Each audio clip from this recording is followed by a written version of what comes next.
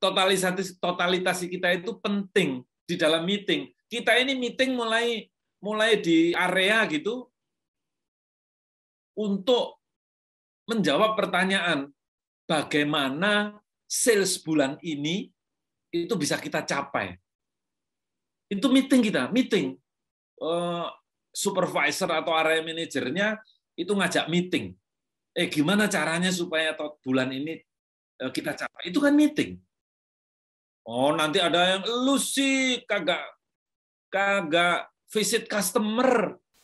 Padahal itu kelihatannya aja kawan itu santai-santai merokok-rokok, ngopi-ngopi gitu kan. Tapi akhir bulan salesnya nggak masuk. Gitu. Nah itu kadang-kadang kita jadi saling ejek-mengejek sehingga tim itu jadi nggak kompak. Atau ada yang sakit hati gitu.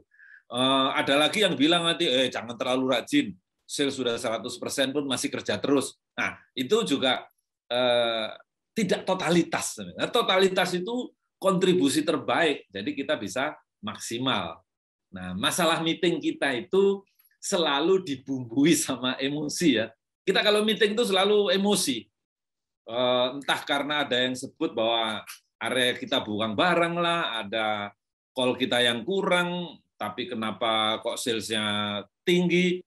Nah, terus kita nggak bisa lepas dari like and dislike. Jadi kadang-kadang bos itu juga nggak suka, atau kita nggak suka sama bos. Yang banyak itu sih, bosnya jadi nggak disukai gitu. Nah ini yang menyebabkan meeting itu jadi bermasalah. Gitu. Atau prasangka. Nah, prasangka ini susah kalau sudah ngomong prasangka. Jadi belum sudah berprasangka. Nah ini jadi persoalan gitu. Itu masalah meeting yang kita hadapi. Nah, ditambah lagi ada mental block. Beberapa dari kita sebagai anggota tim itu selalu aduh masalah lah gini. Kagak masuk, bos ngomel lagi nih, masalah.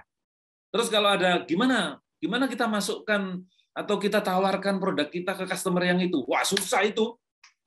Customer yang itu maunya diskon tinggi, nggak bisa. Nah, itu sulit seolah-olah saya tidak mampu, nggak bisa memecahkan masalah itu. Ya kan? Nah, terus aku ini bukan orang yang kreatif gitu. Ya pokoknya bos bilang apa, gua kerjain lah. Kalau bosnya nggak bilang apa-apa, gue nggak ngerjain apa-apa. Nah, itu mental block. Sehingga beberapa dari kita juga diam-diam, tapi sebetulnya merasa bahwa takut gagal atau kalau gagal itu malu. Gitu. Nah, sehingga jadi kontribusinya jadi nggak maksimal gitu. Padahal sebetulnya di dalam total thinking ini ada istilah namanya pemikiran linear gitu sama pemikiran lateral. Nah, dengan pikiran linear kalau udah ada tembok berhenti gitu. Kalau mentok kita berhenti. Nah, si Edward de Bono ini menawarkan cara berpikir lateral. Sehingga kita bisa keluar dulu, melihat masalahnya, kalau sudah tahu berarti itu ada jalan belok gitu. Kira-kira gitu, seperti main itu lorong tikus itu. Kan kalau dilihat dari atas gampang. Tapi kalau kita ada di dalamnya situ, akan sulit. Mentok sana, mentok sini. Sama, lateral thinking atau total thinking ini mengajak kita untuk berpikir solusi gitu. Karena sebetulnya memang banyak solusi, atau kalau ada pepatah yang bilang banyak jalan menuju Roma, itu benar gitu. Nah, jadi total thinking ini adalah kita menawarkan sebuah keterampilan untuk ya sesuatu yang baru itu nggak selalu baru benar, bisa menggabungkan, bisa juga modifikasi dari ide yang ada. Jadi bisa ngerubah dikit-dikit gitu, atau bisa digabung-gabung, atau modifikasi. Jadi yang baru beneran itu nggak mudah ya. Nah, ini di total thinking ini kita perlu sikap. Attitude kita terhadap masalah, terhadap persoalan, terhadap meeting. Meeting itu kalau cuma ngobrol-ngobrol doang, ya sebetulnya nggak perlu meeting. Coba perhatikan meeting-meeting kita itu. Setelah meeting tujuannya apa? Jadi para komandan, para bos, para atasan hari ini yang bergabung, coba dipikir lagi, kalau mau meeting itu output-nya apa sih? Nah, ini penting, attitude kita terhadap meeting. Sehingga dalam prosesnya kita tahu bahwa meeting itu perlu persoalan yang dipecahkan bersama atau perlu komitmen begitu, dan selalu ada itu ruang untuk perbaikan atau ruang untuk solusi. Solusi itu selalu ada, enggak. Tembok itu sebetulnya karena kita ngelihatnya dari depan gitu, kalau kita ngelihatnya dari samping atau dari arah yang lain, itu ada solusi. Ini maksudnya total thinking.